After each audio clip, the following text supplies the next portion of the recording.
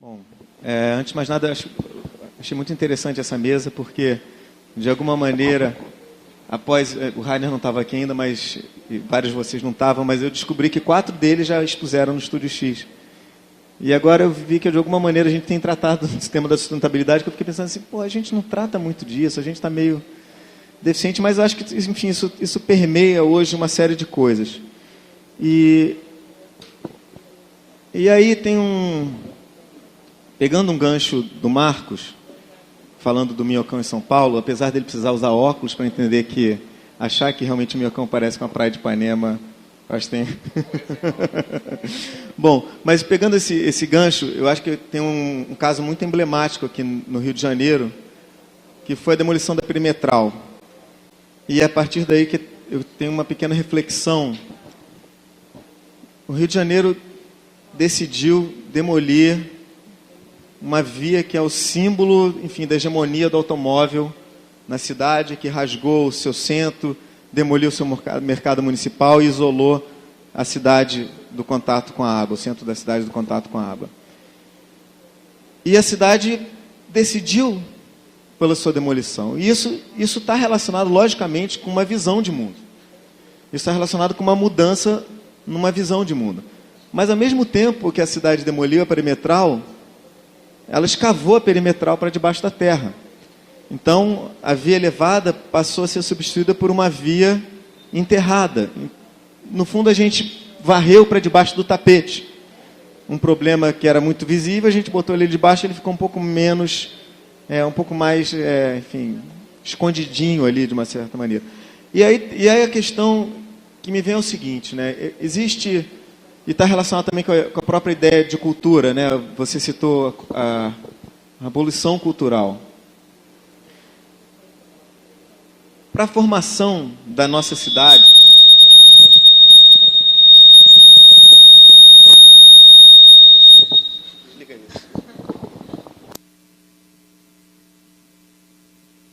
estamos com um problema aqui. Bom, mas para a formação da ficou até melhor o som depois de tirar aqui. Para a formação dessas cidades do jeito que nós a conhecemos, demorou muito tempo, demorou muito esforço, demorou muita energia, demorou muito recurso intelectual, demandou muita descoberta científica. Ou seja, isso é um movimento brutal. E movimentos brutais têm uma inércia muito grande. A gente tem um país, a gente tem um mundo que são constituídos em modos de produção, em hábitos, que fazem parte de uma construção que demorou muito tempo. Então, eu tenho ultimamente pensado que a gente vive, na verdade, ainda uma certa inércia. E talvez essa inércia dos nossos modos de produzir, de morar, etc., talvez não responda mais a nossa transformação enquanto agentes culturais, agentes pensantes, enquanto cidadãos. Talvez os movimentos ecológicos já estão há mais de 50 anos. Né?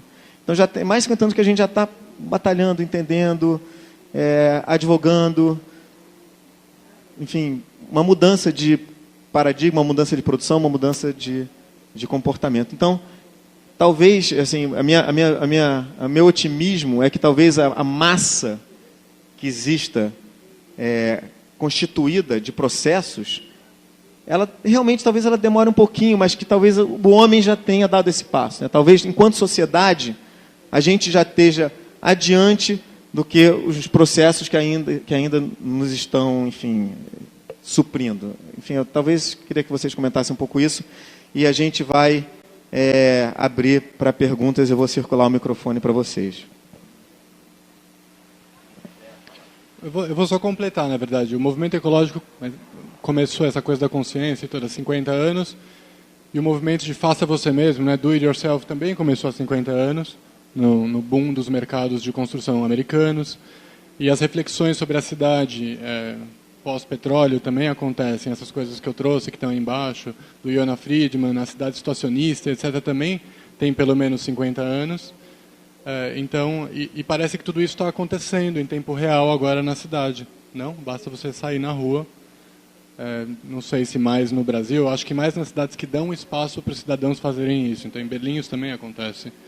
Então, não sei, quando cai o muro e existe uma situação em que tem muita disponibilidade de espaço e as pessoas estão no momento em que a economia demanda, né, no momento de crise, que elas se reinventem, você tem uma situação propícia para que isso aconteça. A gente está vivendo isso no Brasil, eu acho, de uma forma muito bacana. Então, eu acho que tem toda essa referência teórica, se a gente quiser, mas também prática, mas tem também um momento de efervescência, eu acho, cultural mesmo. Eu acho que a ficha caiu e as pessoas estão fazendo. É parte de uma mudança de hábito e tudo mais. Em outros casos, menos, não sei.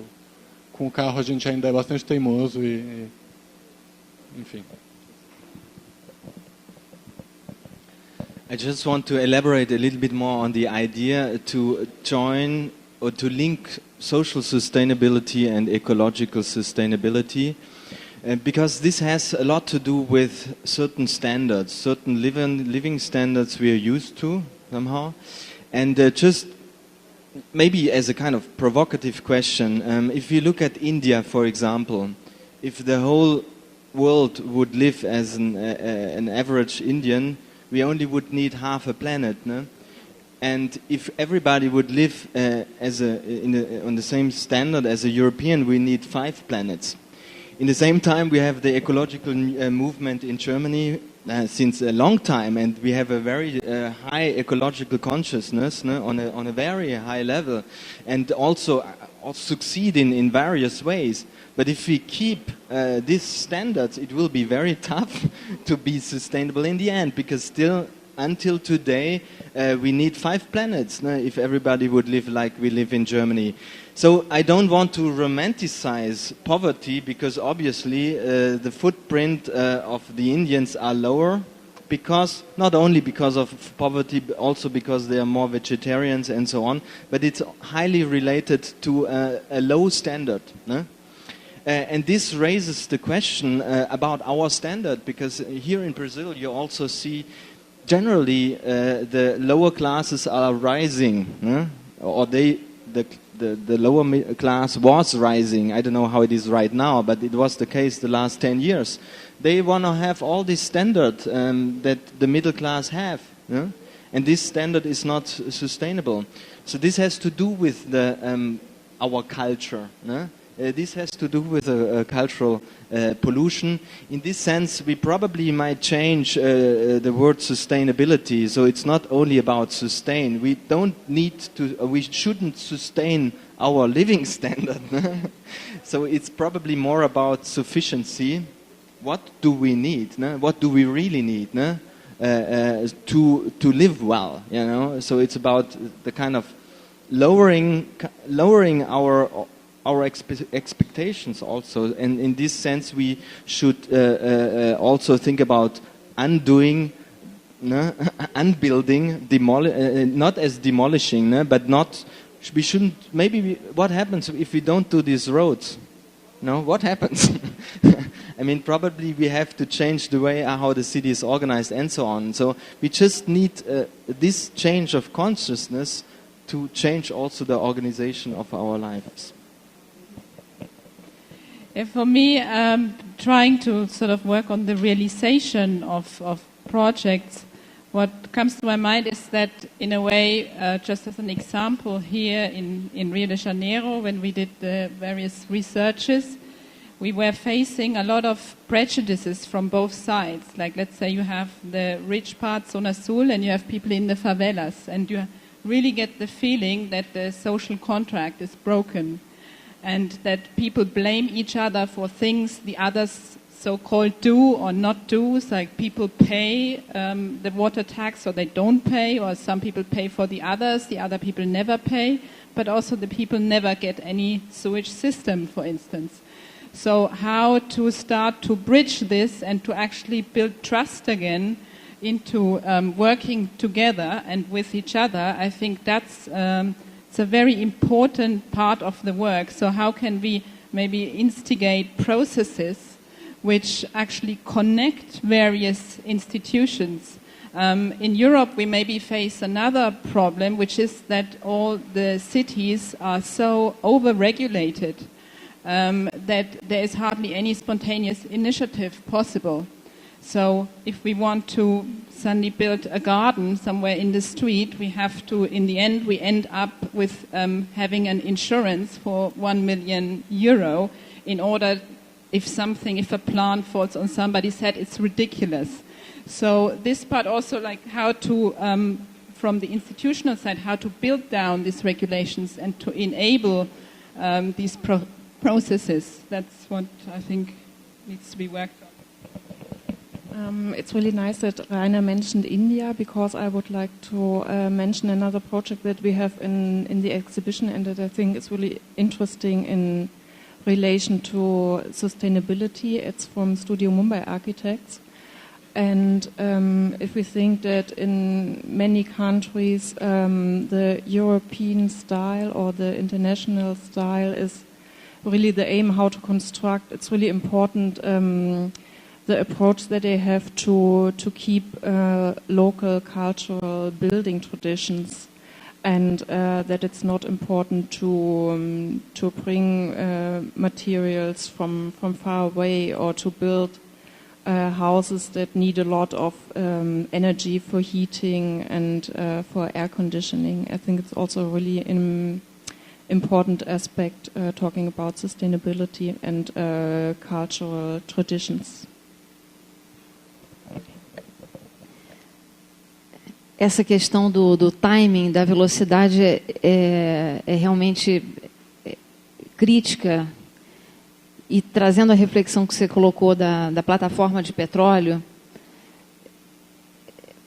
a segunda revolução industrial que o economista Jeremy Rifkin cita, que é a revolução com base no petróleo como fonte energética e a convergência com a tecnologia de comunicação, da eletricidade, da TV, das mídias, esse modelo está falido.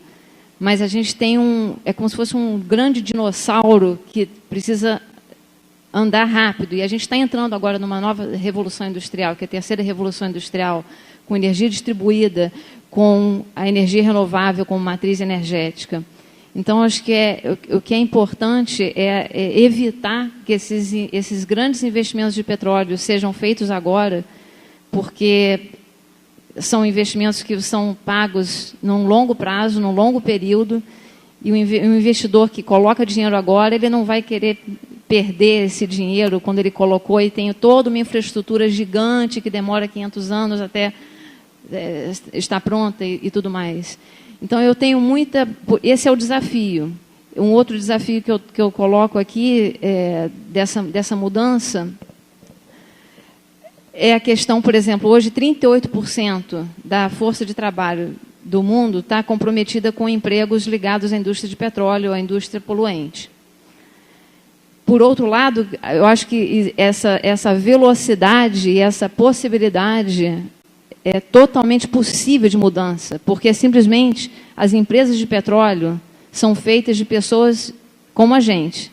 É a soma dos indivíduos que gera a cultura, a sociedade e tudo mais. Então, no fundo, depende de cada um de nós.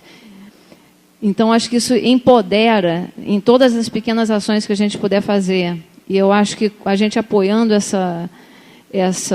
com a internet, com a energia renovável, acho que a velocidade, a transformação que a gente está passando agora, então eu sou otimista que a gente consegue criar essa cidade pós-petróleo. Vamos abrir para perguntas do público? Ninguém tem uma pergunta? Zero? Aqui. Hello. First question for you. You feel that there's a distinction between the city environment, what we can call an urban environment, and what is outside the limits, or if there are limits of this environment? And the second question is that these days we heard a lot the concept of occupation.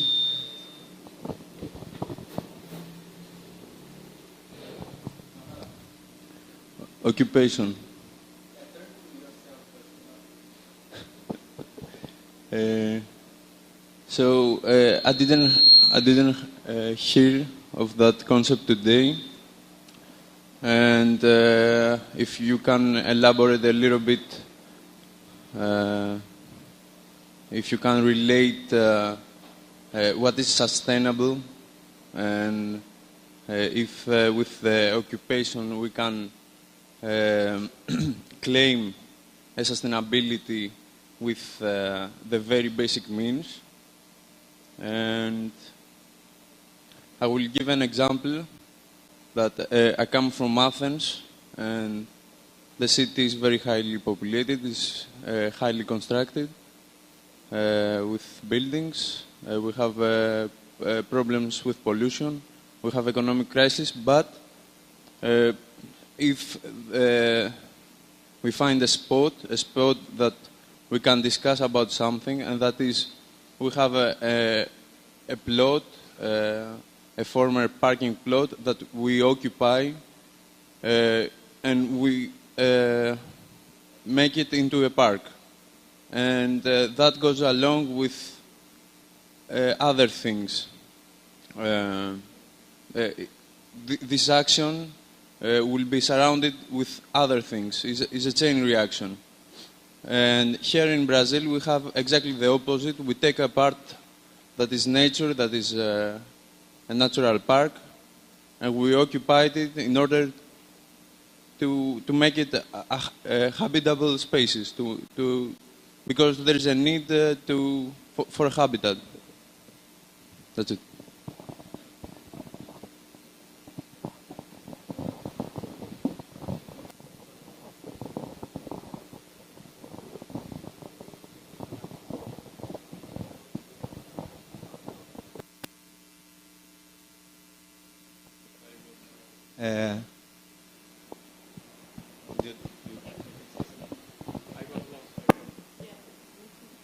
Well, if there are two parts of the question, I can only relate to the first part of the question, addressing the question, the limits between city and nature. Is this correct? This was the question? Yeah. So, in a way, Rio de Janeiro is a fantastic example how the city clashes with nature in a certain way. First of all, this creates the visibility that there is a way to have both in certain areas in Rio. No, it's not all. And I would even say and claim that this is can hint into a new paradigm, which is not about greening the city. No?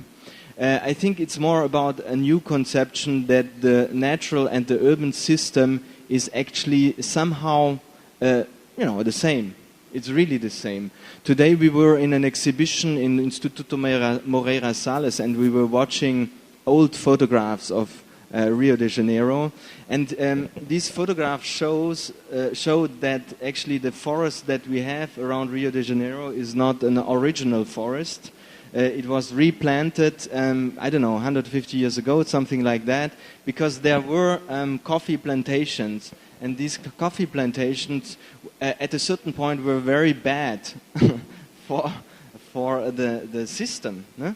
There was a lack of water and so on. And finally, they decided, in the beginning of the 19th century, to replant. So it's a kind of artificial system. And you could see on these photos how they introduced infrastructure in order to produce the forest, which is nowadays the natural forest of Tijuca, which is now the nature that really enters the city in a way. So I would think there is no limit. It's one system, and we need the city as well as we need the nature, and we should just bring it together and think it through in a sustainable way. I think it's quite obvious. Yeah, there's a biologist, Mario Moscatelli, who said if we would stop actually polluting the Guanabara Bay today, it could be recovered within 2 years.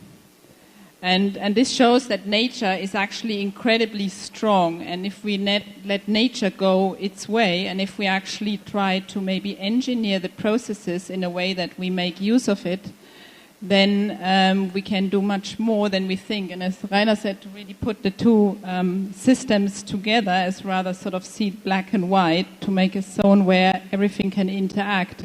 There's also a nice example like this in the Netherlands. You have a natural park which is called the Oostvaardersplassen, which is a zone next to Amsterdam, which got actually, as the polder got populated, this zone was made into land, and then as the nearby cities got constructed, this zone was meant for a later industrial zone. But this never happened, and after a couple of years, a lot of birds came and populated the area. And fortunately, at the time, the minister was an bird lover, ornithologist, and he decided to keep this area as it is and make it into a biotop. And right now, it is a place where humans are forbidden to go. And nature is just allowed its course. And there is a lot of different wild animals in this area. The humans can only look from the outside what's going on in there. Animals are, when they die, they just left in the field, and this becomes an amazing sort of testing ground of the ability of nature to exist in a place where it wasn't even there before.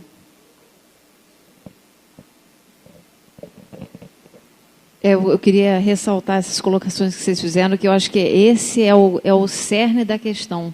Quando o homem ele se vê dissociado da natureza, quando na realidade é uma coisa só, e essa postura de dominação e exploração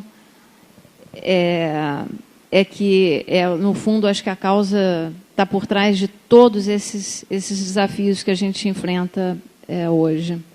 Muito boa colocação. Eu queria só chamar a atenção para uma outra questão, porque você estava apresentando, por exemplo, um projeto que mostrava, você deu um número, a gente precisa só de 16 km² desse tipo de equipamento para conseguir despoluir a água em conjunto com todo o resto. Mas, apesar desse número ser um pouco assustador e um pouco um numerão, isso estava dividido em gráficos que desenhavam uma rede, e a gente estava falando agora há pouco de enable, né? Como é que você pode criar um suporte, ou fazer com que a cidade seja um suporte para que as pessoas façam. No Morro Babilônia, Morro Babilônia chama, tem um grupo que faz reflorestamento. E eles não só têm um laboratório de telhado verde em cima da própria associação, é um grupo de 5 pessoas no máximo, como eles reflorestaram uma área grande ali atrás. Então, a hora que você permite que as pessoas façam, seja dando espaço para elas fazerem na cidade, né? A cidade permite que as pessoas façam um jardim, etc., que em muito lugar não pode. A hora que você cria estruturas políticas, econômicas que permitem que isso aconteça, né? Não sei, 2 anos atrás, em Londres, o prefeito Boris Johnson estava querendo fazer um roundabout, construir uma área que era para ser um hub econômico de desenvolvimento de creatives em uma área X, e o Richard Sennett deu uma resposta e disse: por que a gente não pulveriza esse dinheiro, né? Por que ao invés de gastar, sei lá, 500 milhões, você não dá 1 milhão para 500 pessoas? Era menos dinheiro, mas enfim, a ideia é: por que você não permite que todas as pessoas que estão interessadas em participem como startup? Por que não dar espaços para essas pessoas fazerem isso? Esses espaços talvez já existam ali, para experimentação, etc. Então, a hora que você cria suportes para as pessoas fazerem, elas vão fazer. Então, é comum você entrar numa favela e encontrar uma área onde tem uma plantação pequena entre um murinho e tudo mais. Então, o verde está junto com a pessoa, não tem essa coisa do controle, de fato não tem.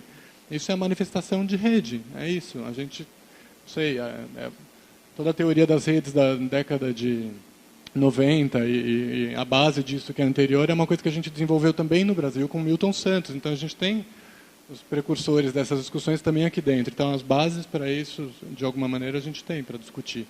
A forma é como construir as instituições e aí, né, sei lá, como é que você faz um plano diretor para permitir isso, entendeu? Então, é muito mais, talvez, fazer o contrário. Que cidade que a gente quer? Quais são os espaços verdes que a gente quer? O que a gente quer deixar as pessoas fazerem? Para depois desenhar e não o plano como controlador. Enquanto a gente não fizer isso, a gente ou vai tolerar essas coisas, e daí vai acabar acontecendo, que é o que a gente vê aqui, ou a gente vai engessar, que é o que a gente vê em algumas cidades na Europa, e daí não pode mais. nem atravessar fora do farol vermelho. Então são dois opostos, dois extremos, e eu acho que alguns caminhos já estão meio anunciados, as pessoas já estão fazendo algumas coisas. É isso. Eu acho que aquela imagem que você mostrou é muito emblemática para isso. Acho uma imagem forte. Acho que essa questão da escala é uma questão crucial, né? Entender em que escala as coisas são produzidas.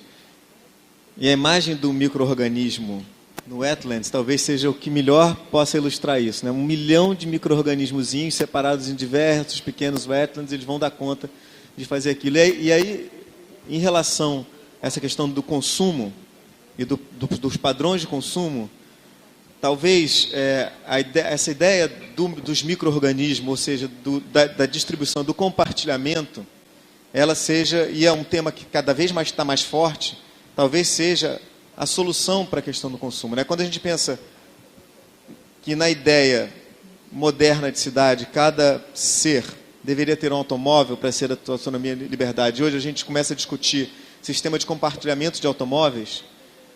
Se a gente compartilhar um automóvel entre eu não sei quantas pessoas com a conta, mas seja ela 30, 50 pessoas, a gente diminui o footprint em 30 avos.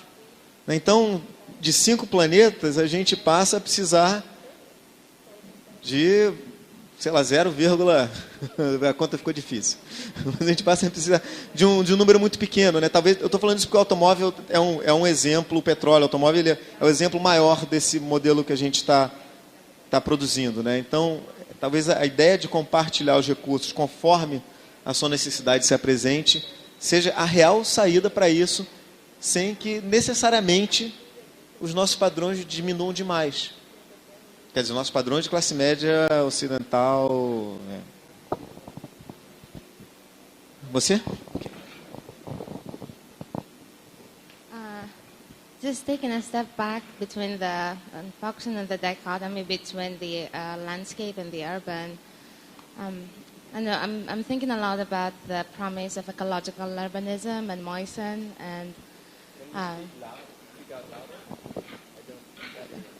Close. Sure, I thought this worked. Did it for me? So I'm thinking of the promise of Moisen and ecological urbanism to think of the city as the landscape, and how this evolved to landscape urbanism, where we're called to look at dynamic patterns and think of systems, and which is a project that's super promising but never really materialized. So I'm trying to figure out the nuance between what was looked at then and what you're all proposing now. I want to say I'm really fascinated by your work. And we're definitely biased. We're here with Colombia looking at Rio das Pedras. It's a site that we've looked at very hard and trying to figure out how one intervenes at such a charged landscape. So 2 questions, I guess. One, what is the next step for the types of urbanisms that promise to engage landscape back and bring it back to the discipline? And Rio das Pedras and your experience with that and your feedback to the students that are working on it now.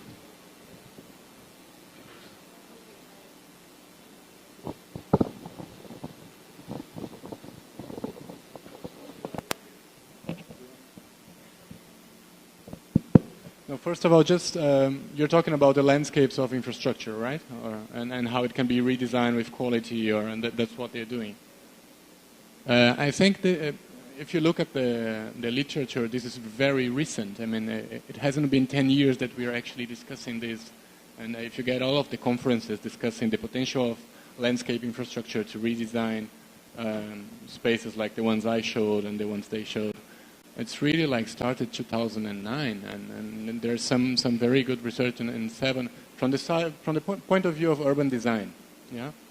So I think this still is very recent, and there are lots of cities trying to experiment with this enabling. How do I do that? So how can I actually provide the city with spaces so that people can use it and all that? So I think we are going through this process.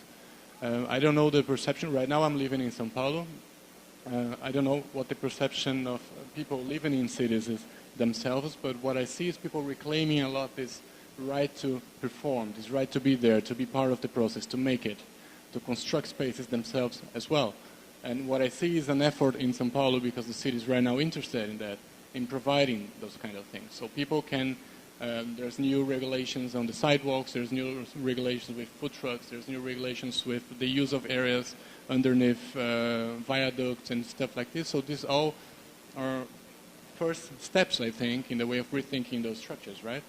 And the academia is still not really discussing this a lot. So there isn't a lot of proposals for São Paulo, for example, on this thing. People are still really developing, designing bridges as monofunctional engineered structures. So part of it is because we need also space, legislation, the whole thing. But I think we're getting there slowly. But that's something really new in a way.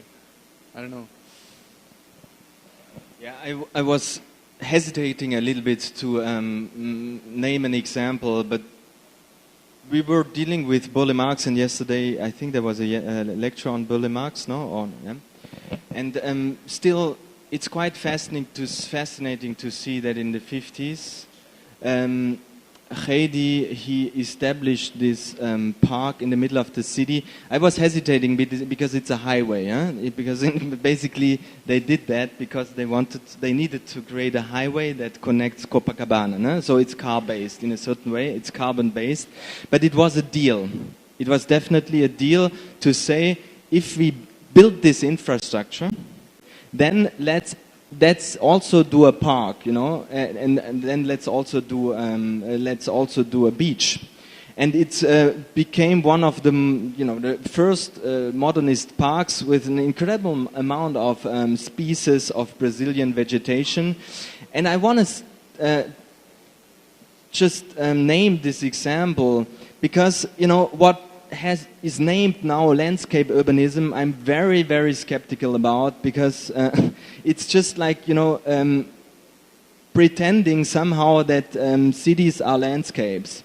I think we have to do it the other way around. We have to first think the landscape and give it a certain shape and representation. I think this was a huge kind of achievement of Burle Marx, that it was not about a kind of ecological urbanism that he has invented, but he gave a new image to the city, a new representation, which is the vegetation of Brazil. In a certain, we need to find representations, I think, that show what the future of the city is, and that also I think that goes beyond the kind of activism that is operating in niches. We need a new image of that somehow, and it's not just the image of the ecological movement. Yeah, I have maybe two ideas about this. One is immediately to this, there's a movement in England which is called the transition towns, where people ask themselves, how can we populate our cities with useless plants?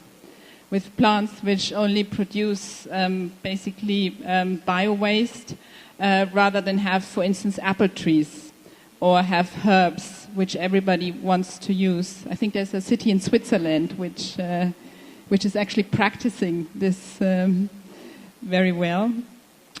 And the other thing is that I think the change also, whether it's the city, the post-oil city, or the post-oil landscape, will be made from many, many, many small projects. I think there's not one big idea which is going to save us, but it's like the reference Pedro gave from all these small microorganisms, which eventually can make the change. Because right now the idea of sustainability is something very large, and most people don't know at all how to relate to it on a human scale.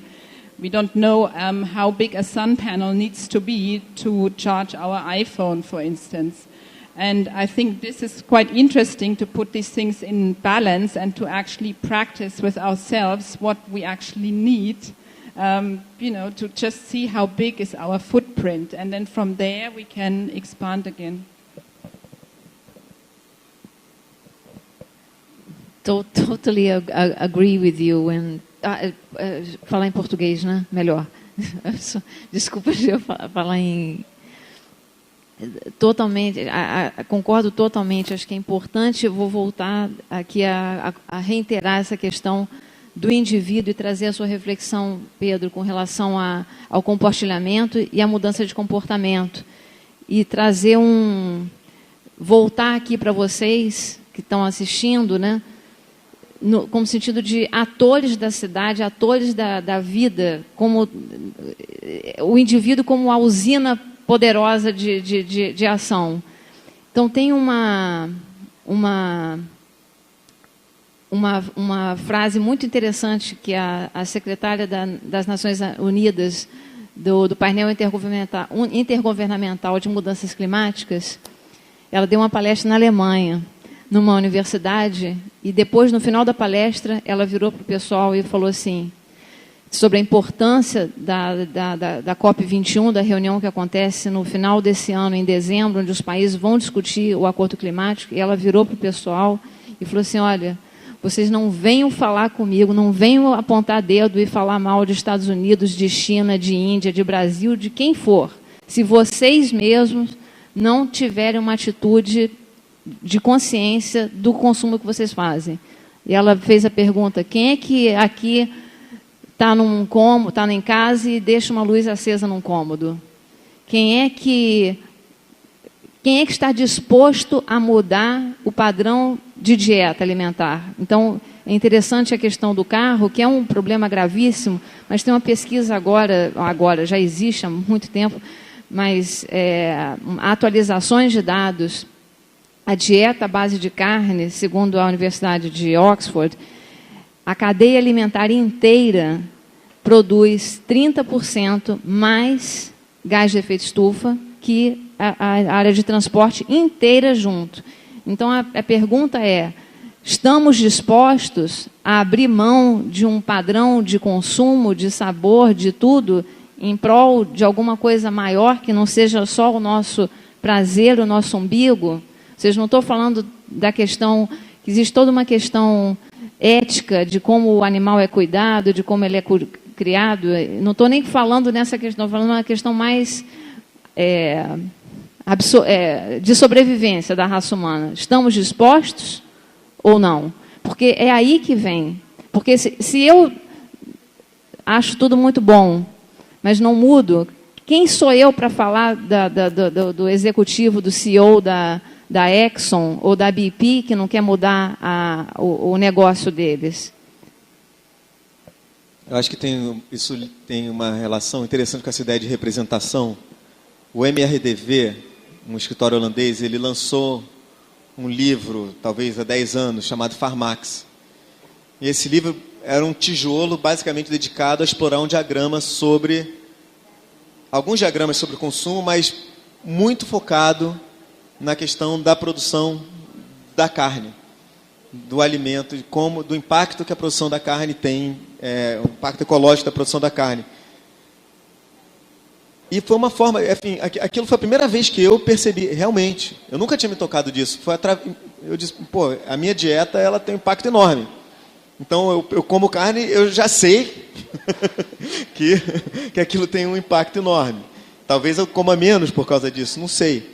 Mas a questão da representação e a questão da comunicação, realmente elas são, acho que, fundamentais nesse processo. E como arquitetos e como urbanistas, que somos a maioria aqui dentro, o campo para se pensar isso, né, ele é um campo muito vasto. O campo de imaginação e o campo de tradução dessa imaginação em meios de comunicação, eu acho que realmente é vastíssimo, né?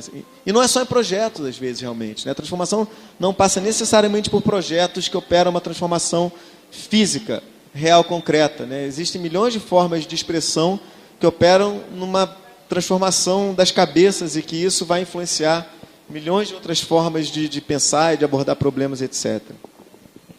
A internet está aí para disseminar isso com uma velocidade enorme. Just one thing that came into my mind. I mean, I totally agree with you. It's about creating the consciousness, and we need networks for that, and we need mobilization for that.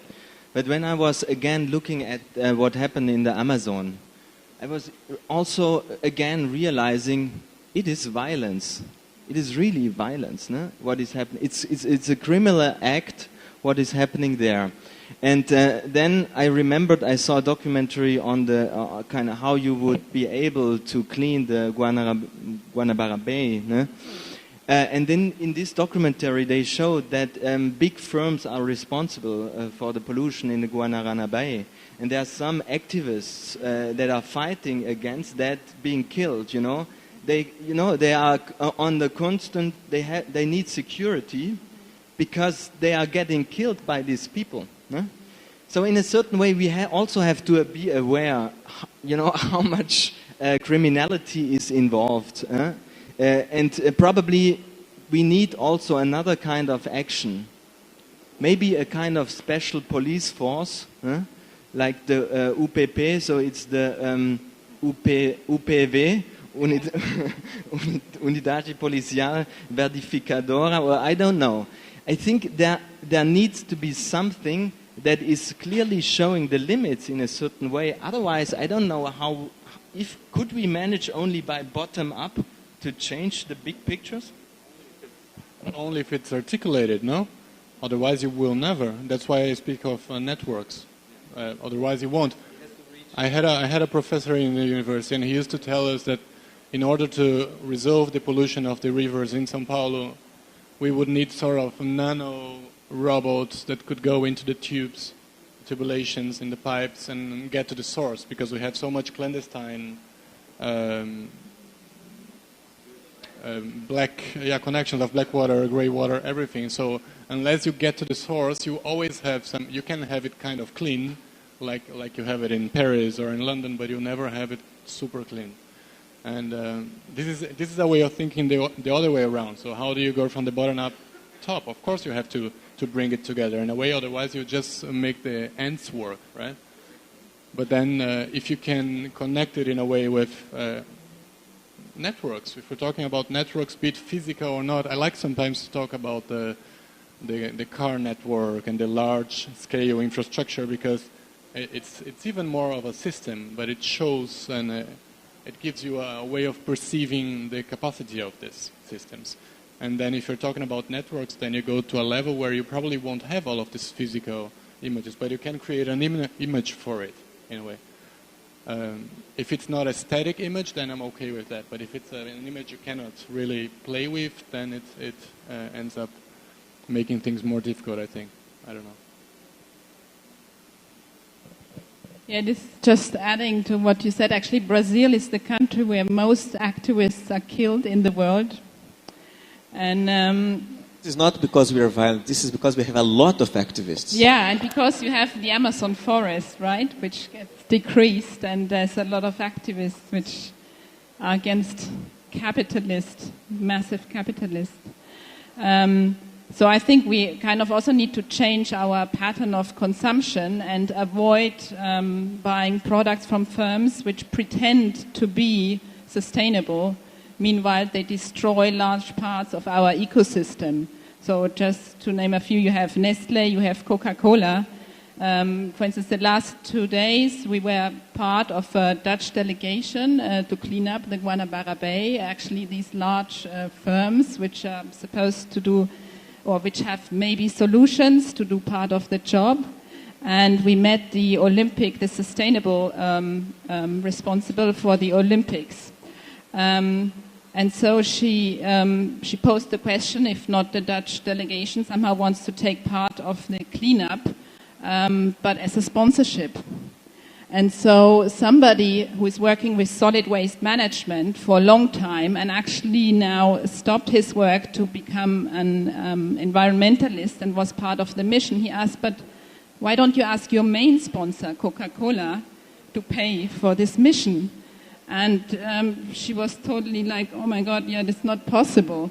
And then you think, how is this possible? Coca-Cola puts on their, let's say, environmental banner a new type of environmental green Coca-Cola, where the bottle to produce this takes 5 times as much water as a standard one.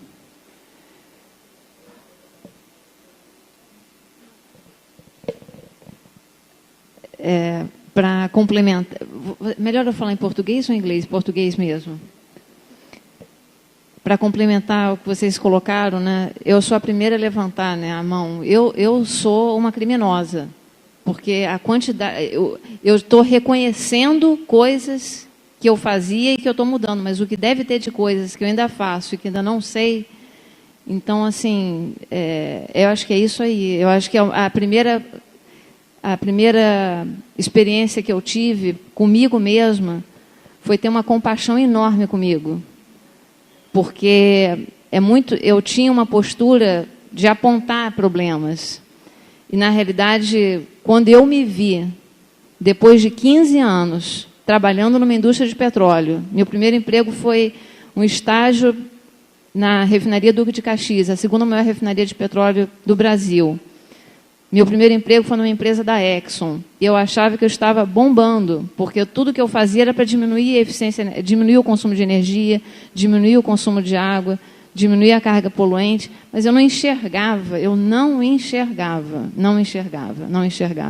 Então, quando eu vi, eu falei também, não, para de chicote. E aí, para também de...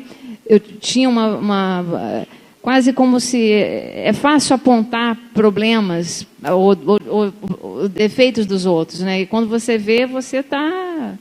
Acho que a maior... A transformação ocorre quando você realmente se torna... É o que você falou, Pedro. Como carne. Eu também comia. Meu prato predileto era arroz bife, quase cru. E aí? Enfim, eu acho que essa reflexão de ter compaixão consigo mesmo. Porque somos criminosos. One last question, anyone else? A gente pode fazer junto e depois termina. Então, sorry. Actually, it's only a comment because we're talking about rethinking and things like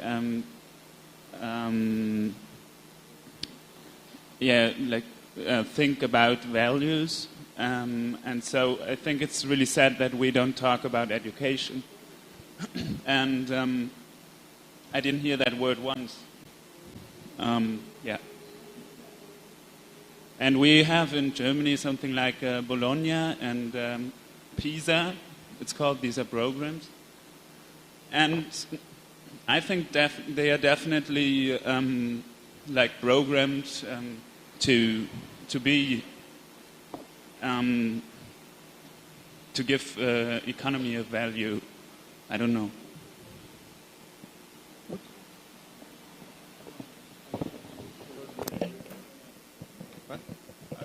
I think what we were both talking about education as well, no? I think what Heiner was showing is based on studios and collective research groups. I don't know if I said the word education, but I think we totally agree. Education is the key, and also to kind of integrate these sort of ideas in planning in universities is absolutely necessary. Otherwise, you don't go on. I don't know. I think we meant it as well. Maybe the word didn't come out, but it's part of the process. I also think that education is absolutely important. It's like the top priority. And what is the challenge with the education is also that a lot of, when you look at the flow of money, a lot of money for the education is taken then sort of from the capitalist system and sometimes prevents certain content to be spread. So then we have to use other systems, or for instance, like a bottom-up system through the internet to spread these other values to overtake the system. Like there is a nice quote by Buckminster Fuller who says, "We will never be able to change the existing reality by fighting against it. We have to create a new model which makes the existing obsolete." And I just also wanted to comment. It's true, there should be more discussion about education in Brazil in general. And yeah, most of the people know, it's a major problem is education. It's obvious, no? That it is. Just as a kind of idea, it's not just about education in general.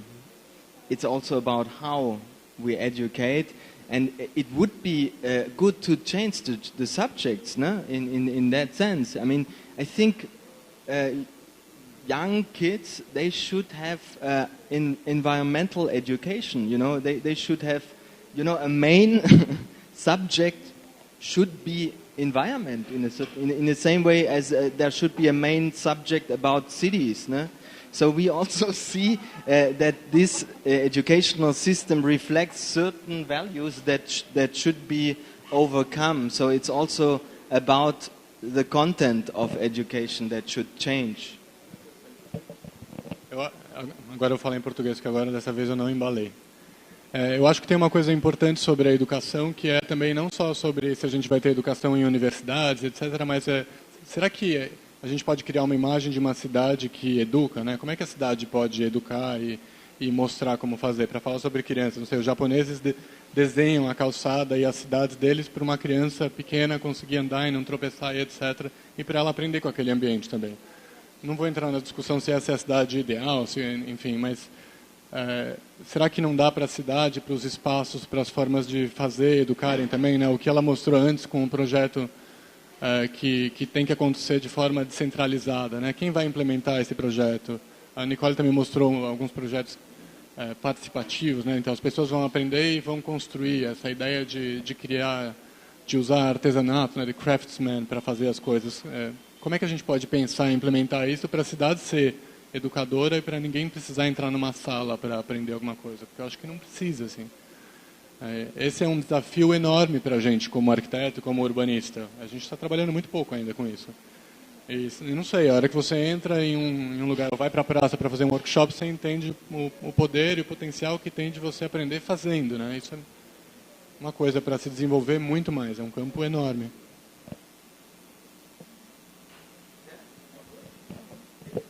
Então, eu acho que a gente termina por aqui. Queria agradecer Marcos, Rainer, Eva, Nicola e Cristina. Muito obrigado, gente. Valeu.